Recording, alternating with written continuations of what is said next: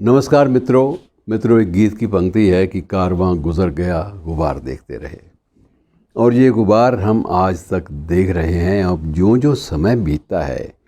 त्यों नई नई बातें ऐसी सामने आती हैं साहित्य के मनीषियों और साहित्य के पुरोधाओं के बारे में कि हम लोग चकित रह जाते हैं कि हम लोग किस परिवेश में जीवित रहे हैं। अब ये कारवां गुजर गया गुबार देखते रहे कि अमर कवि, कालजयी कवि इसे कहते हैं, जो जिसको लोग भुला ना पाएं, गोपाल दास नीरज। अब उनके बारे में एक नया रहस्योद्घाटन हुआ है। वैसे वो उम्र अपनी पूरी भोग कर गए हैं, 95 वर्ष की उम्र तक वो जीवित रहे। उन्होंने उसके बाद ही अपनी अंतिम सांस ली। लेकिन ये एक बड़ी अजीब बात है जिसकी पुष्टि अब जाके हुई है कि उन्होंने डिस्ट्रिक्ट मजिस्ट्रेट को 11 जुलाई की तारीख को रजिस्टर्ड डाक से एक पत्र भेजा था और उस पत्र में ये इच्छा व्यक्त की गई थी कि मैं अपने शरीर से आत्मा को मुक्त करना चाहता हूँ और लगातार बीमारी की वजह से मुझे लगता है कि मेरा शरीर मेरे पे बोझ बन गया है और मुझे इच्छा मृत्यु की अनुमति दी जाए।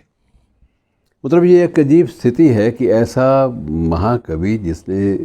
रूमानियत के साथ साथ मानवीय संवेदनाओं को चरम तक उद्वेलित किया हो, अगर वो इस तरह से इच्छा मृत्यु का आग्रह करता है और तो ये बड़ी अजीब सी लगती है बात कि ये, और ये जो मामला है ये उनकी मृत्यु से केवल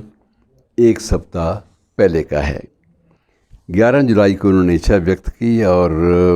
अलीगढ़ के ज़िला मजिस्ट्रेट जिनको इन्होंने अपना वो पत्र भेजा था, उन्होंने इस बात की पुष्टि की है कि ये पत्र भी प्रामाणिक था। उसकी प्रति आज भी सरकारी रिकॉर्ड में मौजूद है और ये भी बिल्कुल सही है कि 11 जुलाई को अपने निधन से कुछ दिन पूर्व, एक सप्ताह पूर्व, नीरज जी ने अपने इच्छा मृत्यु की मांग जो है लिखित रूप में प्रशासन को भेजी थी। 16 जुलाई को मिला था उनको पत्र। वो कहते हैं 11 जुलाई की तारीख थी, 16 जुलाई को पत्र मिला और उसके बाद सीएमओ को आवश्यक कार्रवाई के लिए जो सूचना है वो भी दे दी गई।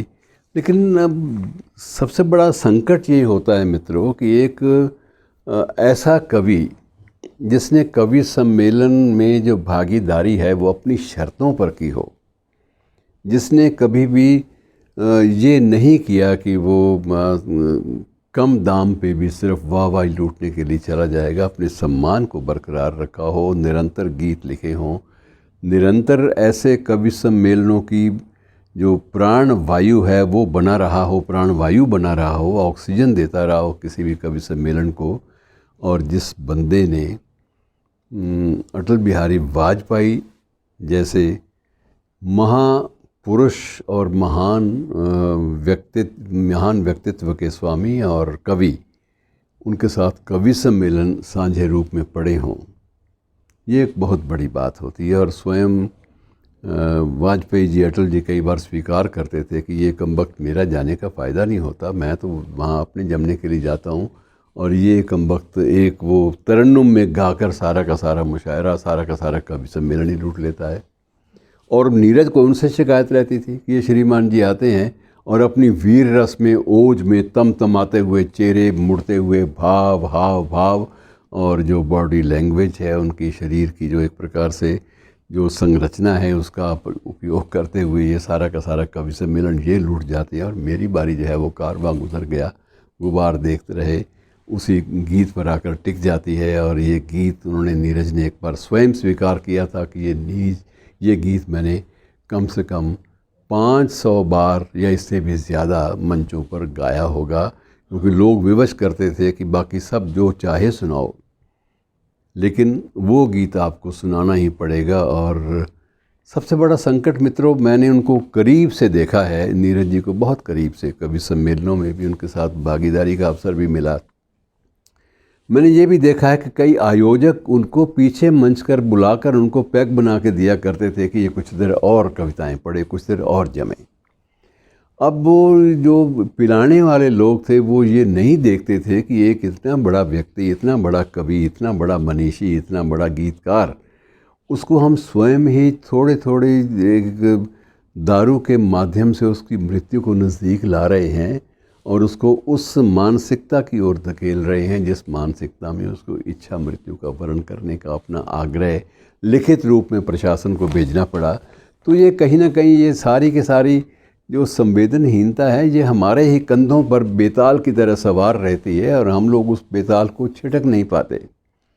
और जब भी कभी गुस्से से छिटकते हैं तो बेताल उसके बाद कुछ समय के बाद फिर आकर हमारे कंधों पर सवार हो जाता है और फिर किसी ऐसी घटना के हम साक्षी बन जाते हैं, गवाह बन जाते हैं, जिन घटनाओं के या साक्षी होने की बात हम स्वप्न में भी नहीं सोचते कि जीवन में हम जो साहित्य के अध्येता हैं, जो पढ़ने लिखने वाले बंदे हैं, उनको साहित्यकारों के जीवन के बारे में ऐसी ऐसी घटनाओं से रूबरू होना पड़े, ये बात बड़ी अजीब लगती है। और मित्रों, मुझे तो कुछ याद ये भी है कि एक बार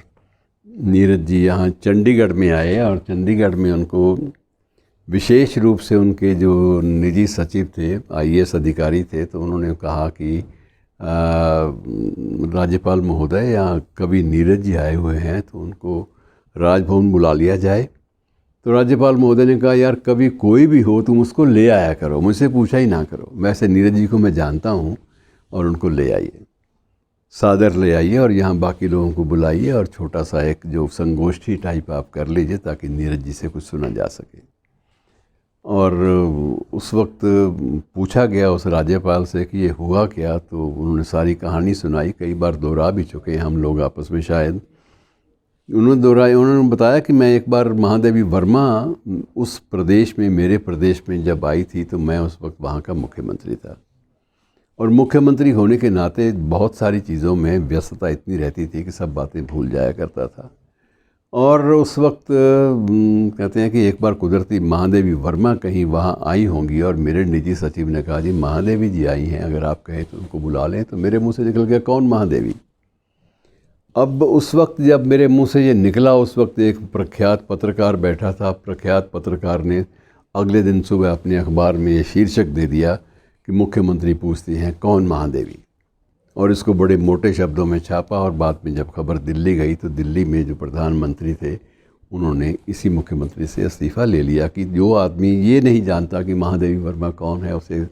सत्ता में बने रहने का अधिकार नहीं है। और ये बात उन्होंने, ये राज्यपाल महोदय ने, हरियाणा के राज्यपाल महोदय ने स्वयं नीरज जी को सुनाई और नीरज जी खिलखिला के हंसे। और नीरज जी के बारे में एक बात और मैं आपको बता दूं इस महाकवि के बारे में कि ये महाकवि सिर्फ कविताएं नहीं लिखते थे बल्कि ज्योतिष के बड़े प्रकांड पंडित थे। इन्होंने व्यंग में और या गंभीरता से इन्होंने एक तारीख लिखी और तारीख लिखकर इन्होंने दिल्ली में प्रधानमंत्री अटल बिहारी वाजपेयी के पास भेज दी कि मेरी गणना के अनुसार आप इस दिन अंतिम सांस लेंगे और तब तक जो भी आप कर सकें कीजिए। अब मैं इस बात की पुष्टि यहाँ किसी भी चीज़ों की नहीं करना चाहता, लेकिन अनुमान यही लगाया जाता है कि नीरज ने जो भी लिखा था, जो भी तारीख लिखी थी, उसी तारीख को अटल जी ने आखिरी सांस ली। और ये स्थितियाँ जो हैं कई बार ऐसी होती हैं विचित्र, जिन पर हमें आश्चर्य होता है, यद्यपि उनका संबंध, सीधा संबंध साहित्य से और सृजनशीलता से नहीं होता। और मित्रों, दिलचस्प बात यह है कि नीरज ने हमेशा अपने हर साक्षात्कार में कहा था कि मैं ईश्वर पर विश्वास नहीं करता, मैं पूरी तरह से नास्तिक हूँ। स्वयं को नास्तिक भी डिक्लेयर करते थे और ज्योतिष के और ग्रह दशा के बड़े महान विद्वान भी थे। तो ये लोग जो हैं, ये बड़े कद के लोग जो हैं, ये कुछ भी कर सकते हैं। और मित्रों, अंत में जाते जाते आपको ये तथ्य भी बता दूं कि जब नीरज जी को उनकी अंतिम यात्रा जब निकली अलीगढ़ में, तो उस समय आप ये अनुमान लगाइए, क्योंकि इनको पद्म भूषण की उपाधि भी मिल चुकी थी, पद्मश्री मिला, उसके बाद पद्म भूषण मिला, सारे पुरस्कार दुनिया भर मिल चुके थे। तो इन्होंने उस वक्त इनके जो एक प्रकार से शव यात्रा के साथ बैंड चल रहे थे, जो नीरज के एक एक गीत की धुनें बजा रहे थे। उसमें कारवां गुजर गया, गुबार देखते रहे, नींद भी खुली न थी कि हाय धूप ढल गई। तो ये सारी चीज़ें जो हैं, ये उन धुनों की शक्ल में ले जाई गई। और जब इनके शव को चिता पर रखा गया तो तब भी अंतिम रूप में इनके गीतों पर आधारित धुनें ही बजाई गई। तो ऐसे महान कवि को जब हम देखते हैं कि वो इच्छा मृत्यु की मांग पर भी विवश हो सकता है, तो कहीं ना कहीं लगता है कि हमारे परिवेश में या हमारे साहित्यिक नसीब में कहीं ना कहीं खोट है, जिसके बारे में गंभीर चिंता हमें कर लेनी चाहिए। और मित्रों, जाते जाते एक कविता की कुछ एक पंक्तियाँ, रचयिता हैं निदा फाजली, और अच्छी लगी है इसलिए कुछ पंक्तियाँ आपसे बांट लेते हैं कि दरिया हो या पहाड़ हो टकराना चाहिए, दरिया हो या पहाड़ हो टकराना चाहिए, जब तक न सांस टूटे जिए जाना चाहिए। कि यूं तो कदम कदम पर दीवार सामने,